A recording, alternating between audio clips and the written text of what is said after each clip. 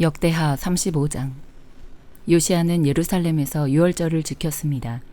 첫째 달 14일에 유월절 양을 잡았습니다. 요시야는 제사장들에게 일을 맡기고 여호와의 성전에서 일하는 그들을 격려했습니다. 그가 온 이스라엘을 가르치고 여호와께 자신을 거룩하게 구별했던 그 레위 사람들에게 말했습니다. 이스라엘 왕 다윗의 아들인 솔로몬이 지은 성전에 거룩한 궤를 두라. 그것을 다시는 너희 어깨에 메어 옮기지 말라. 마땅히 너희 하나님 여호와와 그분의 백성 이스라엘을 섬기라. 이스라엘 왕 다윗과 그 아들 솔로몬의 글을 따라 너희 족속의 순서대로 스스로 준비하라. 너희 형제 곧 모든 백성의 족속의 순서대로 또 레위 족속의 순서대로 성소에 서서 유월절 양을 잡고 너희 자신을 거룩하게 구별하고 너희 형제들을 위해 양들을 준비해 여호와께서 모세를 통해 명령하신 대로 행하라. 요시야는 거기 모인 모든 백성들에게 유월절 제물로 양과 어린 염소 3만 마리와 수소 3천 마리를 자기가 가진 것 가운데 내주었습니다. 그의 신하들도 스스로 백성들과 제사장들과 레위 사람들에게 바쳤습니다. 하나님의 성전을 섬기는 hil기야, 스가랴, 여이엘은 제사장들에게 유월절 양 2,600마리와 수소 300마리를 내주었습니다. 또한 레위 사람들의 지도자들인 고나냐와 그 형제들인 스마야와 느다넬, 또 하사비야, 여이엘, 요사밧은 유월절 제물로 양 5,000마리와 소 500마리를 레위 사람들에게 주었습니다. 예배가 준비되자 제사장들과 레위 사람들은 왕의 명령에 따라 자기 자리에 섰습니다. 유월절 양을 잡아서 제사장들은 그 피를 받아 뿌렸고 레위 사람들은 잡은 짐승의 가죽을 벗기고 번제물을 옆으로 옮겨 모세의 책에 기록된 대로 백성들의 족속의 순서에 따라 모두 여호와께 드릴 수 있도록 했습니다. 그들은 소도 그렇게 했습니다. 그들은 유월절 양들을 정해진 대로 불에 굽고 거룩한 예물들은 속과 가마와 냄비에 삶아 모든 백성들에게 곧바로 나눠 주었습니다. 이후에 그들은 자신들과 제사장들을 위한 준비를 했습니다. 아론의 자손인 제사장들은 밤이 될 때까지 번제물과 기름을 드렸습니다. 그리하여 레위 사람들은 자기들과 아론의 제사장들을 위해 준비를 했습니다. 아삽의 자손인 노래하는 사람들은 다윗과 아삽과 헤만과 왕의 선견자 여두둔이 명령한 곳에 있었습니다. 각 문을 지키는 문지기들은 자기 자리를 떠나지 않았습니다. 그의 형제 레위 사람들이 그들을 위한 준비를 했기 때문입니다. 그날 이렇게 여호와를 섬기는 모든 일이 잘 준비돼 요시야 왕이 명령한 대로 유월절을 지키고 번제물을 여호와의 제단에 드렸습니다. 거기 모인 이스라엘 백성들은 유월절을 지키고 이어서 7일 동안 무교절을 지켰습니다. 이렇게 유월절을 지킨 것은 예언자 사무엘의 시대 이래로 이스라엘에서 한 번도 없었습니다. 그리고 이스라엘의 어떤 왕도 요시야가 제사장들과 레위 사람들과 예루살렘 백성들과 거기 모인 온 유다와 이스라엘 사람들과 함께 지킨 그런 유월절을 지킨 적이 없었습니다. 이 유월절은 요시야가 다스리던 18년에 지켰습니다. 이 모든 일 후 곧 요시야가 성전을 잘 정돈한 뒤에 이집트 왕 느고가 유프라테스 강가에 있는 갈그미스를 치려고 올라왔습니다. 요시야는 그를 맞아 싸우러 나갔습니다. 느고는 요시야에게 사람을 보내 말했습니다. 유다 왕이여, 왕과 내가 무슨 상관이 있겠소? 내가 이번에 치려는 것은 왕이 아니라 나와 싸우는 그 족속이요. 하나님께서 나로 속히 하도록 명령하셨소. 하나님께서 나와 함께 계시니 하나님을 막는 짓을 멈추시오. 그래야 하나님께서 왕을 멸망시키지 않으실 것이요. 그러나 요시야는 물러나기를 싫어하고 그와 싸우기 위해 변장했습니다. 요시야는 느고가 하나님의 명령으로 한 말을 듣지 않고 그와 싸우러 무기또 평지로 나갔습니다. 싸우는 가운데 활 쏘는 사람들이 요시야 왕을 쏘아 맞췄습니다. 요시야는 자기 신하에게 말했습니다. 내가 많이 다쳤으니 나를 데려가라. 신하들은 왕의 전차에 있던 요시야를 다른 전차에 옮겨 태우고 예루살렘으로 모셔왔지만 요시야는 예루살렘에 이른 후에 죽었습니다. 요시야는 자기 조상들의 무덤에 묻혔고 온 유다와 예루살렘이 그를 위해 슬퍼했습니다. 예레미야는 요시야를 위해 슬퍼하는 노래를 지었고 오는 날까지 모든 노래하는 남자들과 여자들이 이 슬픈 노래로 요시야를 기리고 있습니다. 이 노래들은 이스라엘에 지금까지 내려오며 가사는 애가 가운데 적혀 있습니다. 요시야가 다스리던 나머지 일들과 여호와의 율법에 기록된 대로 행한 모든 선한 일과 그의 업적은 처음부터 끝까지 이스라엘과 유다의 왕들의 역사책에 적혀 있습니다. 요한계시록 21장. 그리고 나는 새 하늘과 새 땅을 보았습니다. 처음 하늘과 처음 땅이 사라지고 바다도 더 이상 존재하지 않았습니다. 또 나는 거룩한 도성 새 예루살렘이 하늘에서 하나님께로부터 자기 남편을 위해 화장한 신부처럼 준비돼 내려오는 것을 보았습니다. 그리고 나는 보좌에서 큰 음성이 말씀하시는 것을 들었습니다. 보아라, 하나님의 장막이 사람들과 함께 있으니 그분께서 그들과 함께 거하실 것이다. 그들은 그분의 백성이 되고 하나님께서 친히 그들과 함께 계실 것이다. 그들의 눈에서 모든 눈물을 닦아주실 것이며 더 이상 죽음이 없고 다시는 슬픔이나 우는 것이나 아픈 것이 없을 것이다. 이는 처음 것들이 지나갔기 때문이다. 그때 보좌에 앉으신 분이 말씀하셨습니다. 보아라, 내가 만물을 새롭게 한다. 그는 또 말씀하셨습니다. 이 말들은 신실하고 참되니 너는 기록하여라. 그는 또 내게 말씀하셨습니다. 다 이루었다. 나는 알파요 오메가이며 시작과 끝이다. 내가 목마른 사람에게 생명수 샘물을 값없이 줄 것이다. 이기는 사람은 이것들을 상속할 것이며 나는 그의 하나님이 되고 그는 내 아들이 될 것이다. 그러나 두려워하는 사람들, 신실치 못한 사람들, 가증한 사람들, 살인한 사람들, 음행하는 사람들, 점술가들, 우상 숭배하는 사람들, 모든 거짓말쟁이들은 불과 유황이 타는 못에 던져질 것이다. 이것이 둘째 사망이다. 마지막 7 재앙을 담은 7 대접을 가진 7 천사 가운데 하나가 내게 와서 말했습니다. 오너라, 내가 너에게 신부, 곧 어린 양의 아내를 보여주겠다.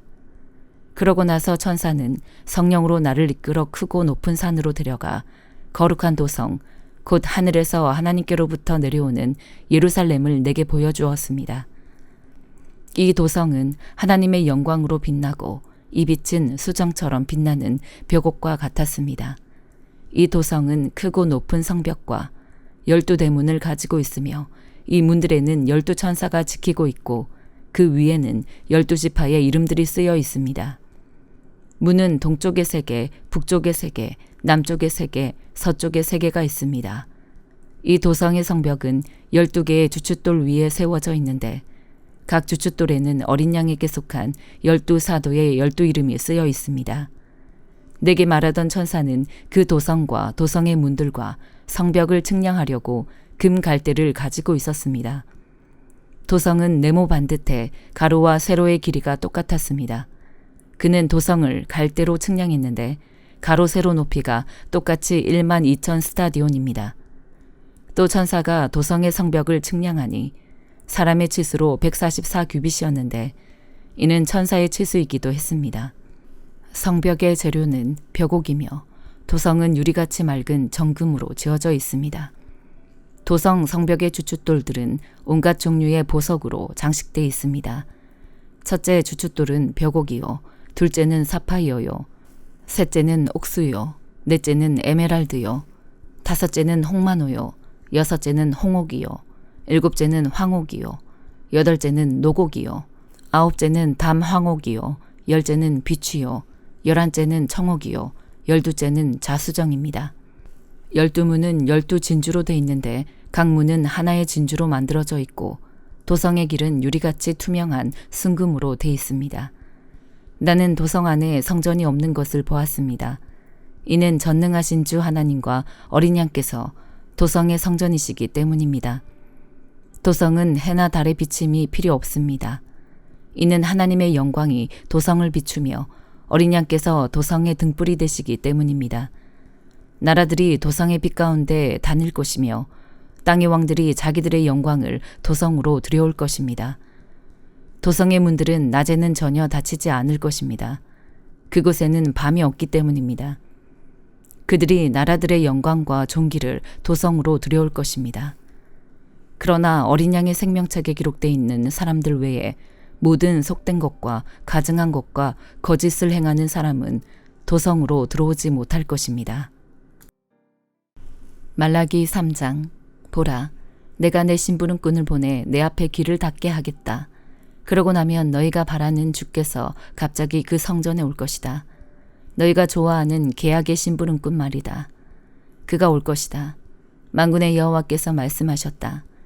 그러나 그가 오는 그날을 누가 견뎌낼 수 있겠느냐? 그가 나타날 때 누가 서겠느냐? 그는 금을 재련하는 사람의 불 같고 세탁하는 사람의 비누 같을 것이다.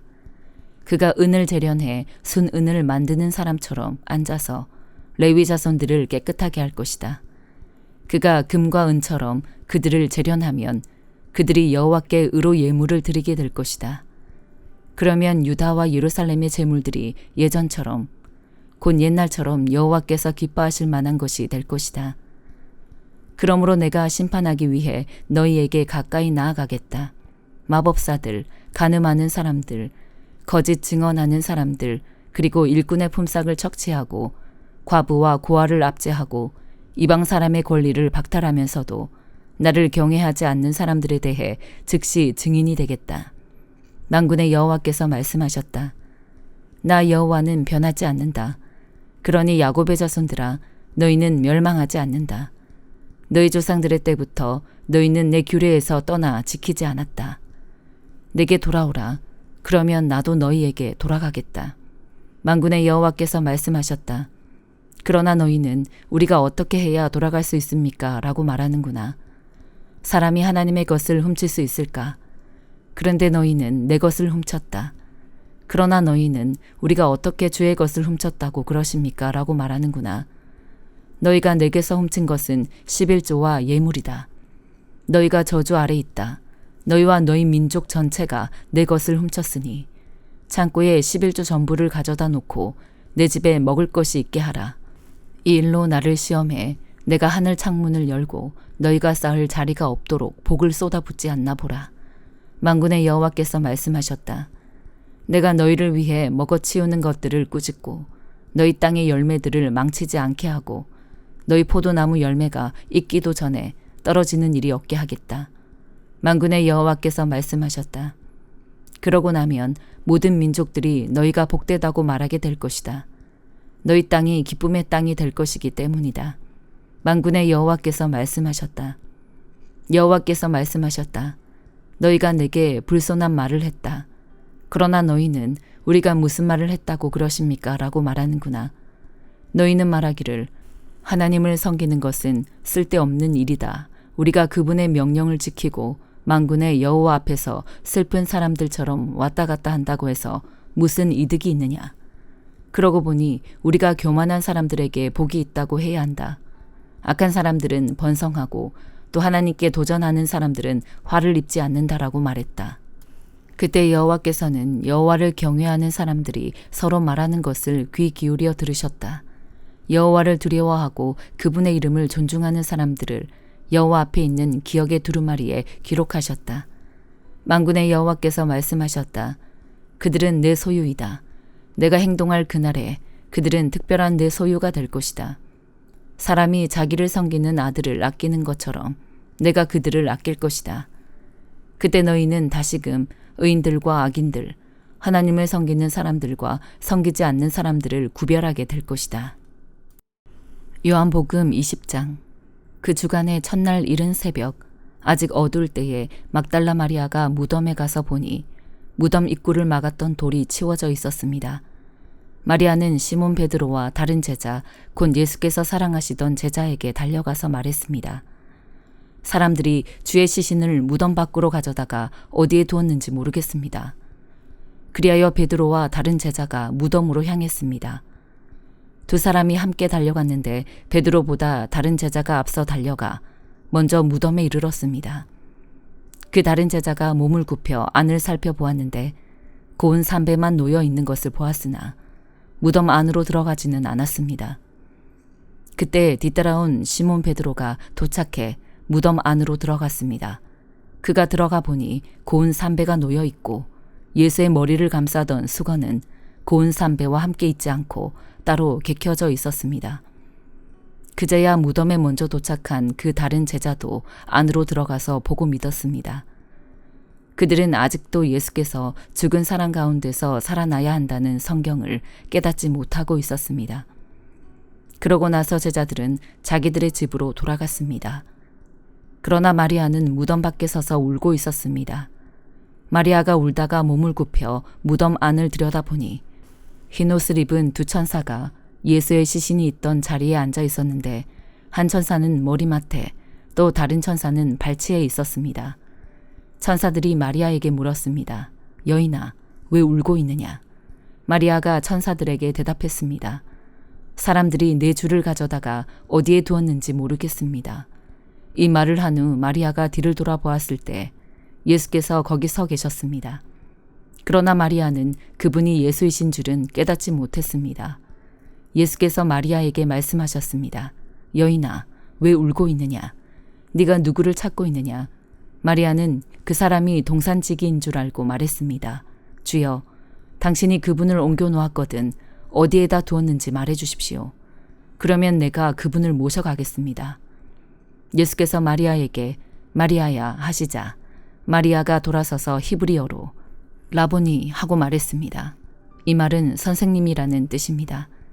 예수께서 마리아에게 말씀하셨습니다. 나를 만지지 마라. 내가 아직 아버지께 올라가지 못했다. 너는 내 형제들에게 가서 내가 내 아버지 곧 너희 아버지 내 하나님 곧 너희 하나님께로 올라갈 것이다 라고 말하여라. 막달라 마리아는 제자들에게 가서 주를 보았다는 것과 예수께서 자기에게 하신 말씀을 전해 주었습니다. 그날 곧 그 주간의 첫날 저녁에 제자들은 유대 사람들을 두려워해 문들을 걸어 잠그고 모여 있었습니다. 그때 예수께서 오셔서 그들 가운데 서서 말씀하셨습니다. 너희에게 평강이 있을지어다. 이렇게 말씀하신 뒤 예수께서는 제자들에게 자신의 손과 옆구리를 보여주셨습니다. 그러자 제자들은 주를 보고 기뻐했습니다. 예수께서 제자들에게 다시 말씀하셨습니다. 너희에게 평강이 있을지어다. 아버지께서 나를 보내신 것처럼 나도 너희를 보낸다. 이 말씀을 하시고 나서 제자들을 향해 숨을 내쉬며 말씀하셨습니다. 성령을 받으라. 만일 너희가 누구의 죄든지 용서하면 그 죄는 사함 받을 것이요. 용서하지 않으면 그 죄는 그대로 있을 것이다. 12제자 중 하나인 디두모라 불리는 도마는 예수께서 오셨을 때에 제자들과 함께 있지 않았습니다. 그래서 다른 제자들이 그에게 우리가 주를 보았소 하고 말했으나 도마는 그들에게 내가 내 눈으로 그분의 손에 있는 못자국을 보고 내 손가락을 그 못자국에 넣어보며 내 손을 그분의 옆구리에 넣어보지 않는 한 나는 믿을 수 없소 하고 말했습니다. 8일 후에 예수의 제자들이 다시 그 집에 모였고 도마도 그들과 함께 거기 있었습니다. 문이 잠겨 있었는데 예수께서 들어와 그들 가운데 서서 말씀하셨습니다. 너희에게 평강이 있을지어다. 그러고 나서 예수께서 도마에게 말씀하셨습니다. 네 손가락을 이리 내밀어 내 손을 만져보고 네 손을 내밀어 내 옆구리에 넣어보아라. 그리고 믿음 없는 사람이 되지 말고 믿는 사람이 되라. 도마가 예수께 대답했습니다. 내 주이시며 내 하나님이십니다. 그러자 예수께서 도마에게 말씀하셨습니다. 너는 나를 보았기 때문에 믿느냐? 보지 않고도 믿는 사람은 복이 있다. 이 책에는 기록되지 않았지만 예수께서는 제자들 앞에서 다른 많은 표적들을 행하셨습니다. 그러나 이것들이 기록된 목적은 여러분들로 하여금 예수가 그리스도이시며 하나님의 아들이심을 믿게 하고 또 믿어서 예수의 이름으로 생명을 얻도록 하기 위함입니다. 아멘.